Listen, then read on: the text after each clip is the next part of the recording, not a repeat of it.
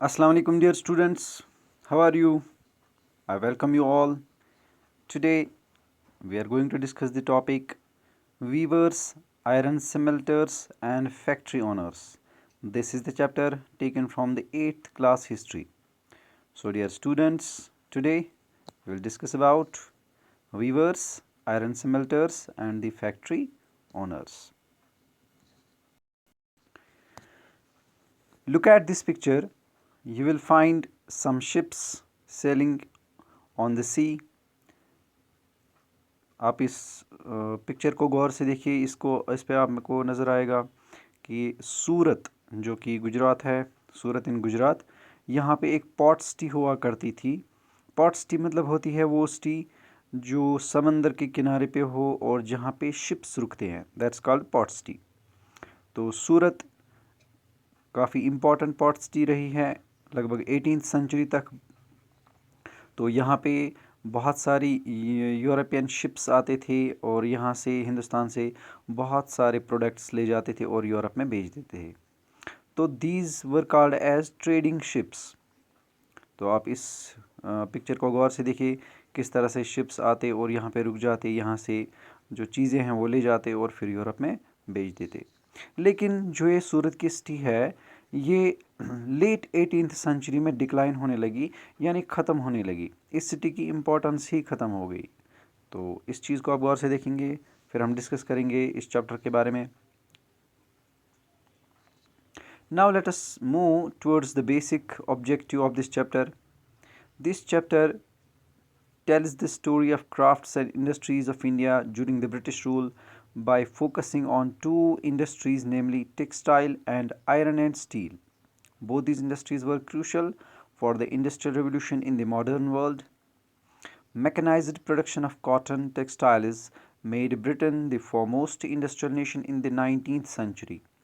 And when its iron and steel industries started growing from the 1850s, Britain came to be known as the workshop of the world. तो जो ये chapter है, ये हमें बताएगा textiles के बारे में, स्टील के बारे में, आयरन के बारे में और इनकी इंडस्ट्रीज़ के बारे में।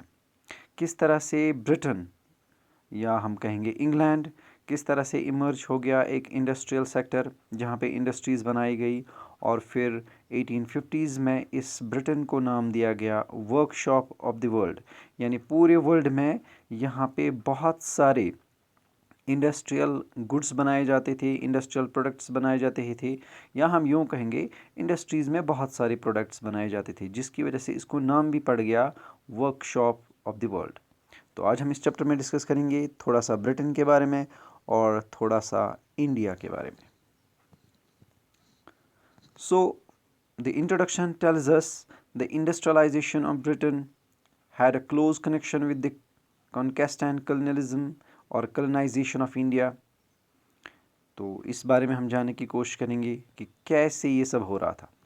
Dear students, the first question which we are supposed to find the answer, whose answer we are supposed to find, that is, what is industrialization? अगर सिंपल वर्ड्स में इंडस्ट्रियलाइजेशन को डिफाइन किया जाए तो हम कह सकते हैं setting up of industries, industries को एस्टैब्लिश करना। तो पहले इंडस्ट्री क्या है ये तो समझ लें। Industry is that place where raw materials are converted into finished goods and then sold in the market. जो इंडस्ट्री है वो उस प्लेस, उस जगह को, उस बिल्डिंग को भी कह सकते हैं जहाँ पे रॉ मटेरियल को कन्वर्ट किया जाता है इनटू फिनिश्ड गुड्स। एग्जांपल के तौर पे मैं बोलूँगा रॉ कॉटन, कॉटन जो प्रोड्यूस किया जाता है एग्रीकल्चरल लैंड में, फिर उसको कन्वर्ट किया जाता है थ्रेड्स में, यानी धागे बनाए जाते हैं। धागों के बाद इसको कन्वर्ट किया जाता है क्लॉथ में, क्लॉथ फिर मार्केट में बेचा जाता है। तो इस तरह से रॉ मटेरियल कन्वर्ट होता है इनटू फिनिश्ड गुड्स। तो जहाँ पे भी ये हो जाए उसको हम बोलते हैं इंडस्ट्री। तो इंडस्ट्री बड़ी भी हो सकती है, छोटी भी हो सकती है। So there are 3 types of industries. First type that is called small scale industry. Small scale industry हम उसको बोलते हैं जहाँ पे 1 से 5 लोग काम करते हैं हाथों से, और फिर जो ये रॉ मटेरियल है उसको कन्वर्ट करती है। दूसरी हो गई मीडियम स्केल इंडस्ट्री, जहाँ पे 5 से लेकर 500 तक के लोग काम करते हैं। तो लेबर फोर्स के बिना पर हम इसको कह सकते हैं लेबर कितने हैं वहाँ पे। तीसरी उसको हम कहते हैं लार्ज स्केल इंडस्ट्री, जहाँ पे बड़ी बड़ी मशीन्स भी हो सकती हैं और 500 से ज़्यादा लोग भी काम कर सकते हैं। तो इंडस्ट्री आपको समझ आ गई, वो प्लेस जहाँ पे रॉ मटेरियल्स कन्वर्ट होते हैं इनटू फिनिश्ड गुड्स। और स्मॉल स्केल इंडस्ट्री जहाँ पे 1 से 5 लोग काम करते हैं। मीडियम स्केल जहाँ पे 5 से 500 तक। और लार्ज स्केल जहाँ पे 500 से ज़्यादा, यानी हज़ारों या लाखों में। तो डियर स्टूडेंट्स, जो ये इंडस्ट्रियलाइजेशन है ये सबसे पहले स्टार्ट हो गई ब्रिटेन में। तो ब्रिटेन की 2 इंडस्ट्रीज़ का मैं नाम बोलूँगा, इंडस्ट्रियल सिटीज़ का मैं नाम बोलूँगा। These are called Lancashire, Manchester and Leeds. तो मैंने 3 यहाँ बताए, लैंकेशायर, मैनचेस्टर एंड लीड्स। ये काफ़ी इंपॉर्टेंट इंडस्ट्रियल सिटीज़ थी ब्रिटेन में। तो अब सवाल पैदा होता है इंडस्ट्रीज़ बनी कब। तो डियर स्टूडेंट्स, जो इंडस्ट्री सबसे पहले बनी वो ब्रिटेन में बनी, यानी पूरे वर्ल्ड में सबसे पहले ब्रिटेन में इंडस्ट्रीज़ बनी। और ब्रिटेन में ये इंडस्ट्रीज़ बनी 18th सेंचुरी में। तो पीरियड हम यहाँ पे ट्रेस करेंगे 1750s, 1750s, यानी 1750s में। इसको हम बोलते हैं 18th सेंचुरी। तो वहाँ पे इंडस्ट्रीज सेटअप होने लगी। तो पहले पहले जो इंडस्ट्रीज़ थी, most of these industries were the textile industries. तो सबसे पहले कौन सी इंडस्ट्रीज़ बनी? टेक्सटाइल। टेक्सटाइल हम बोलते हैं जहाँ पे क्लॉथ्स प्रोड्यूस होते हैं। तो क्लॉथ्स कौन कौन से प्रोड्यूस हो रहे थे? ओबेसली कॉटन क्लॉथ्स। फिर दूसरी इंडस्ट्री जो सेटअप हो गई ब्रिटेन में वो थी आयरन एंड स्टील इंडस्ट्री। तो सबसे पहले इंडस्ट्रीज़ कौन सी बनी? Cotton textile industries and Tata, और we can say iron and steel industries. तो इस तरह की इंडस्ट्रीज़ बनने लगी। अब सवाल पैदा होता है, क्या इन इंडस्ट्री से पहले फिर कोई प्रोडक्ट नहीं बनता था? जी बिल्कुल बनता था। लेकिन ये प्रोडक्ट कैसे बनता था? आई मस्ट टेल यू, इसको एक्सप्लेन करेंगे, इसको आप समझेंगे। इंडस्ट्रियलाइजेशन से पहले जो प्रोडक्ट्स बनते थे, जो कपड़े बनते थे, वो बनते थे एक सिस्टम के अंदर, और उस सिस्टम को कहा जाता है पुटिंग आउट सिस्टम, या फिर उसका दूसरा नाम होता है दादनी सिस्टम, DADNI, दादनी सिस्टम। इस सिस्टम में क्या होता था? एक मर्चेंट बोलते हैं उसको, जो एक जगह से चीज़ें खरीदता है, दूसरी जगह पे चीज़ें बेचता है। तो यानी जिसका काम होता है खरीदना और बेचना। गांव से चीज़ें खरीदी, शहर में बेची, शहर से चीज़ें खरीदी, गांव में बेची। तो जो मर्चेंट्स थे वो इस तरह का काम करते थे। देखिए वो क्या करते थे, वो कुछ पैसे देते थे आर्टिजन्स और क्राफ्ट्समैन को।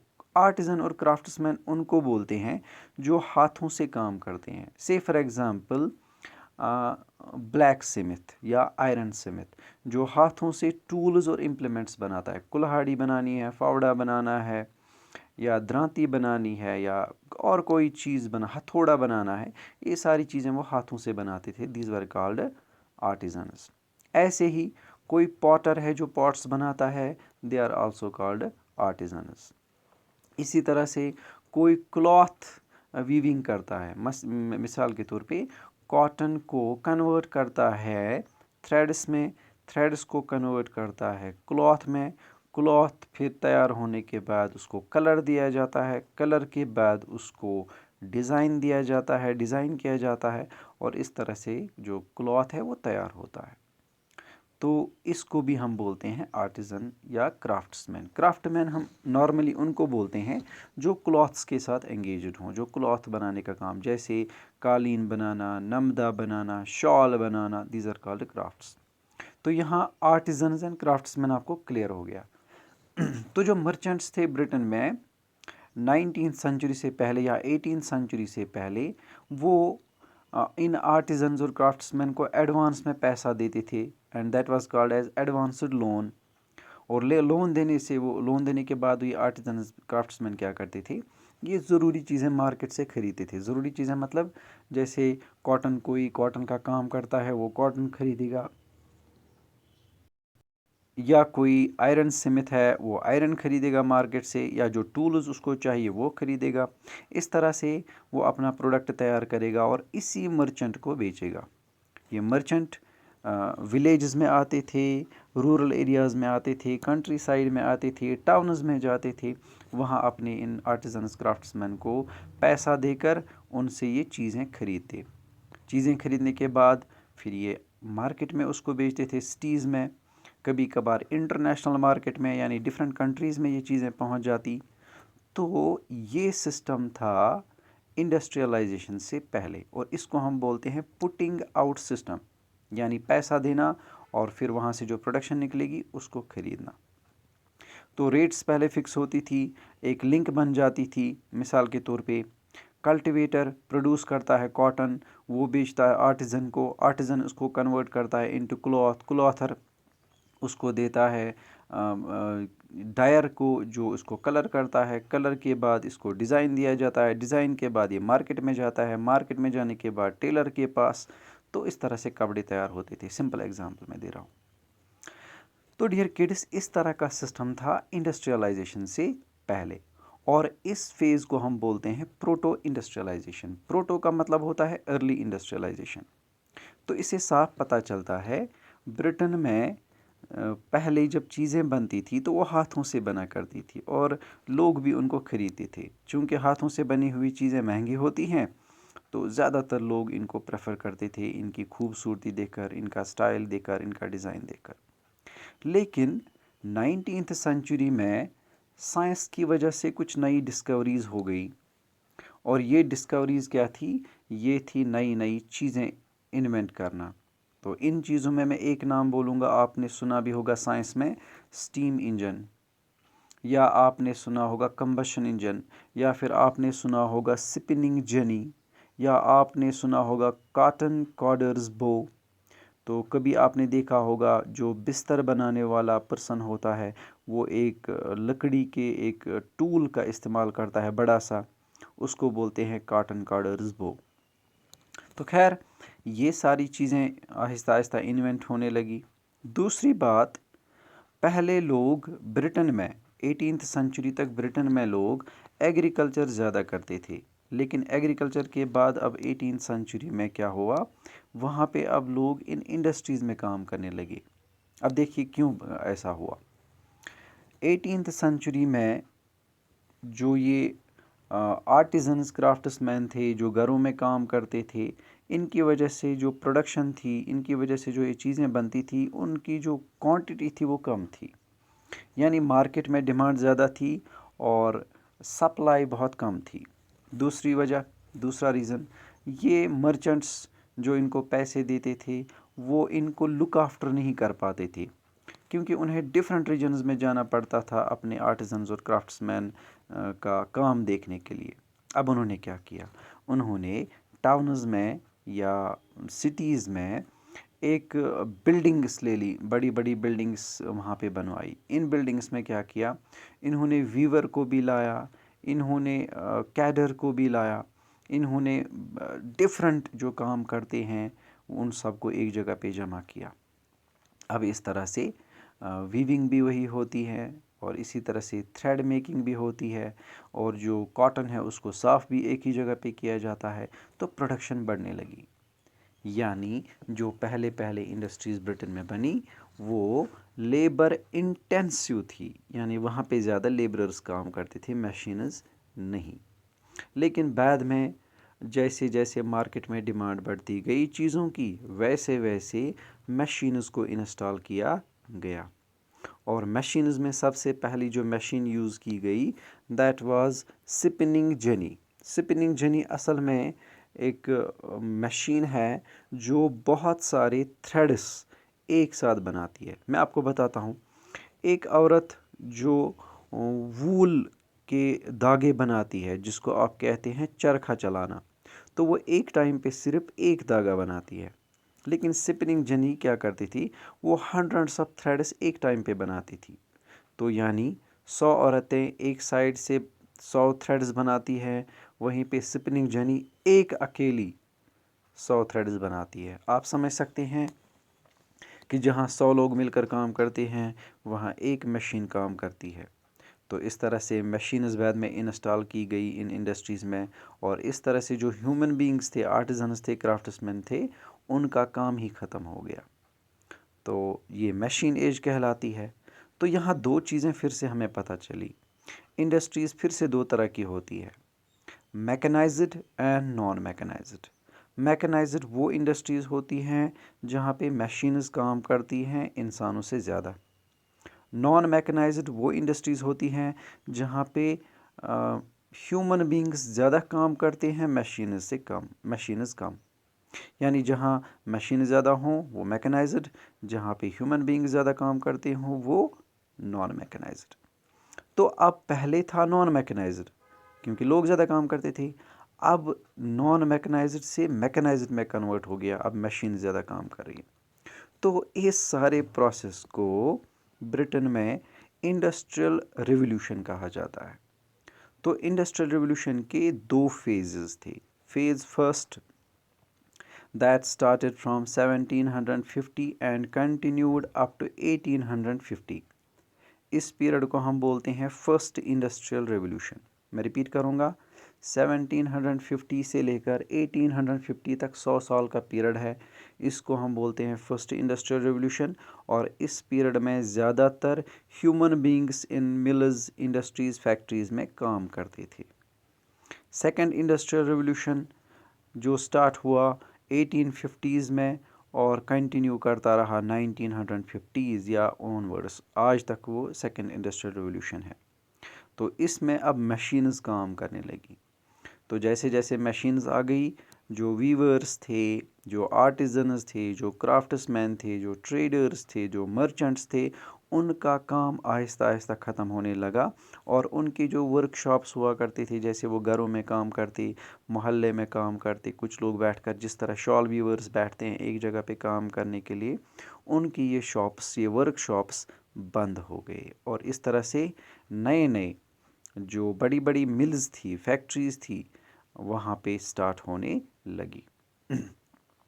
तो अब जैसे ही इंडस्ट्रियलाइजेशन स्टार्ट हो गई ब्रिटेन में, अब इनको ज़रूरत थी दो चीज़ों की। पहली चीज़ जो इन्हें ज़रूरत थी दैट वाज रॉ मटेरियल, क्योंकि रॉ मटेरियल के बगैर कोई चीज़ बन नहीं सकती है, तो इन्हें रॉ मटेरियल की ज़रूरत थी। दूसरी चीज़ इन्हें ज़रूरत थी मार्केट। मार्केट मतलब कहाँ पे बेचेंगे। तो इन दोनों चीज़ों के लिए ब्रिटेन ने क्या किया, ब्रिटेन टर्न टुवर्ड्स कॉलोनीज़। और आपको पता है कॉलोनी किसको बोलते हैं। कॉलोनी उस कंट्री को बोलते हैं जिसको कोई पावरफुल कंट्री अपने कंट्रोल में रखती है, मगर मकसद होता है इकोनॉमिक एक्सप्लॉयटेशन, या हम कहेंगे इकोनॉमिक रिसोर्सेज को यूज़ करना, उस कंट्री के लिए नहीं बल्कि अपनी कंट्री के लिए। तो ब्रिटिश की बहुत सारी कॉलोनीज़ थी, जिनमें एक इम्पॉर्टेंट कॉलोनी थी इंडिया। अब ओबियसली अगर इंडस्ट्रीज़ में रॉ मटेरियल की ज़रूरत है तो हिंदुस्तान से लिया जाएगा। अगर अब ये रॉ मटेरियल्स कन्वर्ट हो गए फिनिश्ड टेक्सटाइल्स में, गुड्स में, उसके लिए मार्केट चाहिए तो फिर से हिंदुस्तान। तो डियर स्टूडेंट्स, यहाँ तक ब्रिटेन की इंट्रोडक्शन कंप्लीट हो गई। तो माय डियर किड्स, यहाँ तक आपने समझा कि किस तरह से ब्रिटेन में इंडस्ट्रियलाइजेशन स्टार्ट होगी, कैसे कैसे फेजेस थे इसमें, और वीवर्स के साथ फिर आहिस्ता आहिस्ता क्या हुआ, आर्टिजन्स के साथ क्या हुआ। और जैसे जैसे ये बड़ी बड़ी इंडस्ट्रीज़ ब्रिटेन में बन गई, वैसे वैसे लोग उन सिटीज़ में जहाँ पे इंडस्ट्रीज़ बनाई गई, उन सिटीज़ की तरफ गए काम ढूंढने की तलाश में, यानी काम करने के लिए वहाँ गए। और इस वजह से उन्हें कभी कभार जो है बहुत देर तक वेट करना पड़ता था काम के लिए कि काम मिल जाए। जब काम मिलता था तो मुश्किल से उनका जो खर्चा था दिन भर या जो महीने का, वो मुश्किल से वो कमा पाते थे, क्योंकि उनको जो मज़दूरी थी वो कम दी जाती थी और काम बहुत ज़्यादा लिया जाता था। तो जो हमारा नेक्स्ट टॉपिक रहेगा वो होगा इंडिया में जो पहले प्रोडक्शन होती थी, जो यहाँ पे गुड्स या टेक्सटाइल्स बनते थे, वो कैसे बनते थे और ब्रिटिश रूल के अंडर उनका क्या हुआ। फिर देखेंगे कि यहाँ के वीवर्स, यहाँ के कल्टीवेटर्स के बारे में भी थोड़ा जानेंगे, यहाँ के जो आर्टिजन्स और क्राफ्ट्समैन थे उनके बारे में जानेंगे, हिंदुस्तान की जो अपनी छोटी छोटी इंडस्ट्रीज़ हुआ करती थी मुग़ल टाइम्स में या एंशियंट टाइम्स में, उनके साथ क्या हुआ, उनका क्या हुआ। तो मिलते हैं अगले लेक्चर में, तब तक के लिए खुदा हाफिज़।